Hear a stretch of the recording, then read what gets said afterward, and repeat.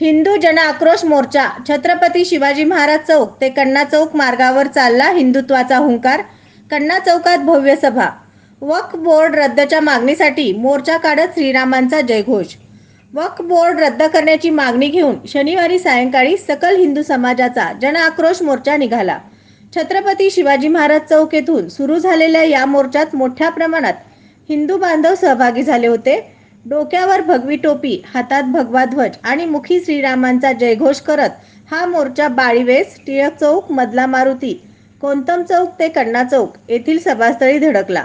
तेथे काशीपीठाचे उत्तराधिकारी डॉक्टर मल्लिकार्जुन शिवाचार्य महास्वामी, तेलंगणाचे भाजप आमदार राजसिंग ठाकूर, आमदार नितेश राणे आदींची भाषणे झाली।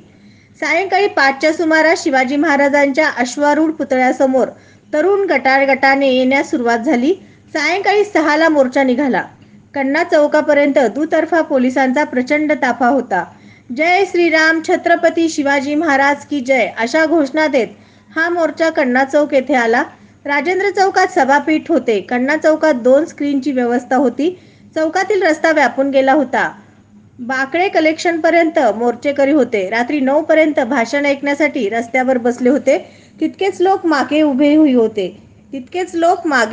होते। ऐकून घ्यायचंय, कारण का जी जी माहिती तुमच्यापर्यंत येणार ती ऐकून घ्यायचंय, कारण का जी जी माहिती तुमच्यापर्यंत येणार ती सफलता की ओर जो बढ़ रहा है।